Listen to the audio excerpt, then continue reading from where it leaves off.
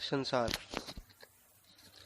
ये एक ऐसा शब्द है जिसका अर्थ सही मायने में समझ पाना इतना जटिल नहीं है जितना हम लोग समझते हैं, या इसे जटिल बना दिया गया है। क्योंकि जैसे जैसे मनुष्य की बुद्धि बढ़ती गई है, उसने नित्य नए नए आविष्कार किए।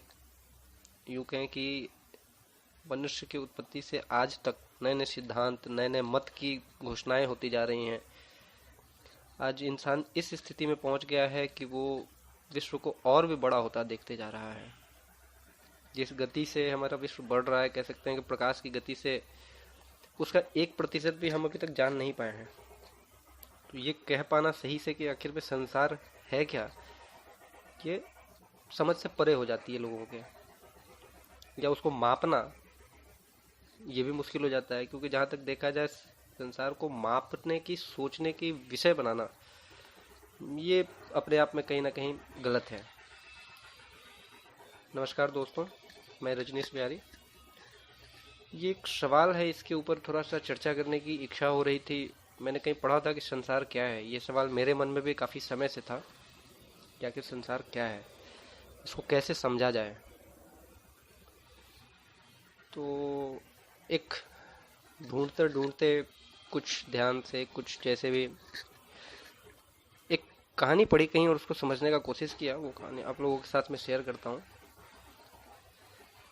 कि एक दिन एक शिष्य ने अपने गुरु से पूछा कि गुरुजी, आपकी दृष्टि में संसार क्या है आखिर। ये जो संसार हम लोग देखते हैं, हर बात सुनते हैं कि संसार में ऐसा हो रहा है, संसार में वैसा हो रहा है, पर संसार है क्या। तो गुरुजी ने बोला कि देखो बच्चा, एक कथा मैं भी सुनाता हूँ।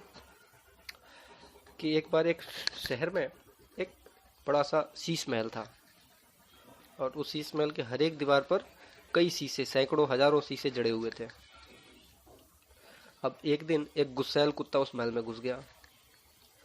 तो महल के भीतर देखता क्या है कि उसे सैकड़ों कुत्ते नजर आ रहे हैं, जो उससे भी ज्यादा नाराज और दुखी दिखने लगे, बिल्कुल उसी की तरह नाराज और दुखी, एकदम गुस्सैल दिख रहे थे। अब उन्हें देख करके इसे चिढ़ हुई, तो ये उन कुत्तों पर भौंकने लगा। अब वो जो हजारों कुत्ते थे वो भी उसके ऊपर भौंकने लग गए, जिससे वो कुत्ता जो है डर करके वहां से भाग गया। अब भागने के बाद वो सोच रहा है कि भाई, इससे ज्यादा बुरी जगह तो कोई हो ही नहीं सकती। थोड़े दिनों के बाद उस महल में एक खुश मिजाज और जिंदा दिल कुत्ता पहुंच गया। अब वो वहां पहुंचा तो सैकड़ों हजारों कुत्तों ने उसका दुम दिलाते हुए अपना स्वागत किया। अब ये देख करके इसकी आत्मविश्वास भी बढ़ गई, और ये भी वहां से खुश होकर के जो है सामने देखते हुए कुत्तों को ये भी दुम हिलाए। सामने वाले कुत्तों ने भी दुम हिलाते हुए खुशी जाहिर की। अब इसकी तो खुशी का ठिकाना नहीं रहा। ये वहां से बाहर निकला तो इसे लगा कि भाई, इस महल से ज्यादा सर्वश्रेष्ठ स्थान पूरी दुनिया में कोई हो ही नहीं सकता। उसने अपने उस अनुभव को जो है अपने जीवन का सबसे बढ़िया अनुभव मान लिया। तो वहां से आने के बाद ये संकल्प किया कि मैं वहां फिर जाऊंगा। अब बात यहाँ खत्म होती है। तो गुरुजी ने कहा कि भाई देखो, कथा हुई समाप्त। तो संसार भी ऐसा ही एक शीश महल समझ लो, कि जिसमें जो भी व्यक्ति अपने विचार के अनुरूप देखता है वो वैसा ही पाता है। यानी कि कह सकते हैं कि जो भी इंसान इस संसार को आनंद का बाजार मानेगा, वहां से उसे हर प्रकार के सुख और आनंद के अनुभव होगा। और लेकिन जो भी इसको दुख का कारागार समझेगा, उसकी झोली में तो भाई दुख और कटुता के सिवाय कुछ नहीं बच सकता है।